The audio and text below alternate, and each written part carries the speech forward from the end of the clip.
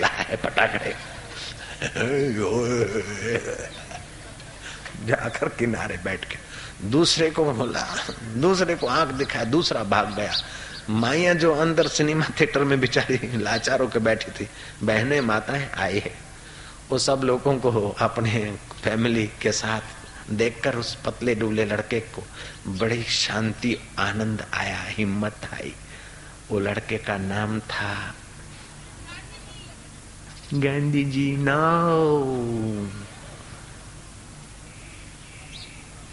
वो आगे चल के संघ दक्ष आरंभ करवाते करवाते हेडगेवार का काम संभालते संभालते गुरु जी के नाम से प्रसिद्ध हुए, गुरु गोलवेलकर। जयराम जी की।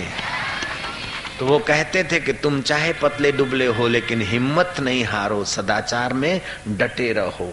गुरु गोलवेलकर का नाम सुना है? लाखों लोग करोड़ों लोग जानते हैं उनको। तो कहने का तात्पर्य है कि तुम्हारा शरीर चाहे पतला दुबला हो लेकिन तुम्हारा मन कभी कमजोर नहीं होना चाहिए। तो नानक जी ने कहा, भय को नाश करने वाला, दुर्मति को दूर करने वाला कलयुग में हरि का नाम है। तुम लोग की नानक की साखी का उच्चारण करना।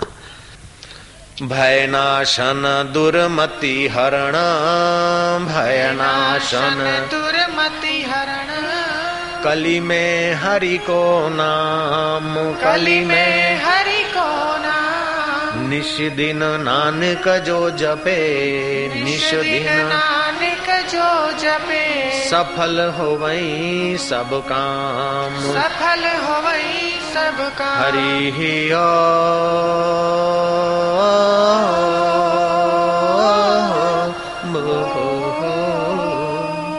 नास्ति विद्या समम चक्षुः, नास्ति विद्या समम चक्षुः, नास्ति ध्यान समम तपः, नास्ति ध्यान समम तपः, न तृष्णया परो व्याधि, न तृष्णया परो व्याधि, नास्ति त्याग समम सुखः, नास्ति त्याग समम सुखः, उद्योगे नास्ति दारिद्र्यम्, उद्योगे नास्ति दारिद्र्यम्, जपतो नास्ति पातकम्, जपतो नास्ति पातकम्, मौनेन कलहो नास्ति, मौनेन कलहो नास्ति, नास्ति जाग्रतो भयम्, नास्ति जाग्रतो भयम्।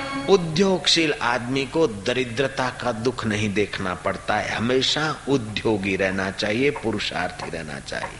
विद्या तीन प्रकार की, एक स्कूल कॉलेज में पढ़ते वो विद्या, दूसरी योग विद्या और तीसरी आत्म विद्या। योग विद्या से लोक लोकांतर का रहस्य खुलता है। तुमने सुना है कि नहीं? मैं अभी सुना देता हूँ। महाभारत का युद्ध तो तुम टीवी में देखा होगा ना। महाभारत के युद्ध के बाद धृतराष्ट्र एकांत में चले गए क्योंकि उनके बेटे मर गए। तो धृतराष्ट्र बड़े दुखी जीते थे। तो भगवान वेदव्यास आए। वेदव्यास ने कहा, तुम क्यों इतने परेशान हो? बोले, मैंने अपने बेटों का आवाज तक नहीं सुना, युद्ध में मारे गए। आंखें नहीं तो क्या है, फिर भी मेरा हृदय तो है, मुझे एक बार बेटों का वार्तालाप हो जाए, ऐसी इच्छा है।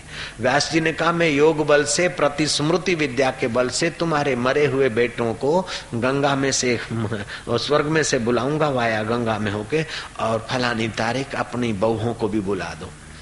कुंता जी थी, संजय था, धृतराष्ट्र था और गांधारी थी। ये चार गंगा किनारे तप कर रहे थे, वहां की बात है। वेदव्यास जी निश्चित तारीख को आए, संध्या के समय उन्होंने योग विद्या से मरे हुए कौरवों को और पांडव पक्ष के जवानों को बुलाया। तो कानों में कुंडल स्वर्गीय थे, बाकी की वेशभूषा जैसे युद्ध में जा रहे थे ऐसी थी। जैसे कुंभ के मेले में साधु महात्मा सज्जन लोग गंगा से नहाकर बाहर निकलते तो खलबली होती है, ऐसे वेदव्यास की योग विद्या के बल से उस गंगा में खलबली हुई और सब युवान बाहर आए।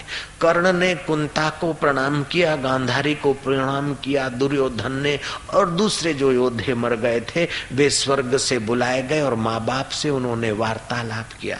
रात भर वार्तालाप हुआ और पत्नियों से बातचीत हुई, लेकिन हृदय में काम विकार नहीं, भगवान की भक्ति की और संसार संसार मिथ्या है, योग विद्या की महिमा अपरंपार है और आत्म विद्या तो जीवात्मा को परमात्मा से मिला देती है। ऐसी पवित्र बातों से एक दूसरे का समय सार्थक किया।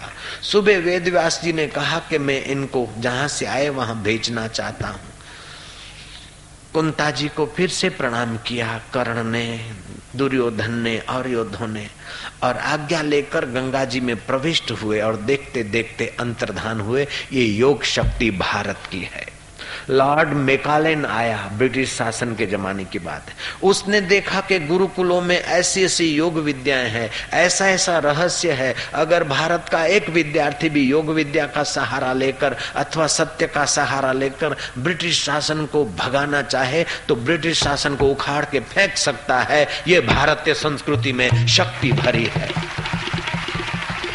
जयराम जी बोलना पड़ेगा। कोलंबस पैदा नहीं हुआ था, उससे 5000 वर्ष पहले भारत का वीर अर्जुन योग विद्या के बल से स्व शरीर स्वर्ग में गया और दिव्यास्त्र लाया था। ये दुनिया जानती है।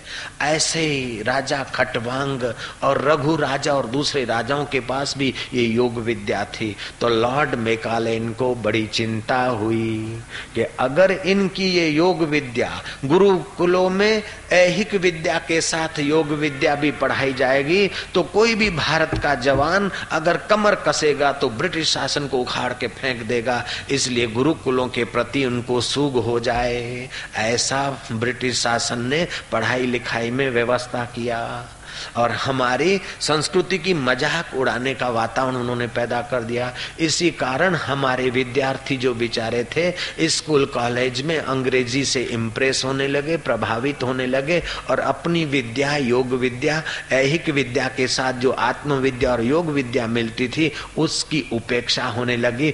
तब से भारत बहुत कंगाल होता गया आत्म जगत में। आखिर गांधी जी जैसा व्यक्तित्व आया और प्रतिदिन प्रार्थना करते, थोड़ा ध्यान करते, कुछ योगी की शक्तियां प्रकट हुई और गांधी ने उखाड़कर ब्रिटिश शासन को भेज दिया जहां आया था और भारत को आजाद करा दिया। जयराम जी की। बच्चों में बड़ी शक्ति छुपी है।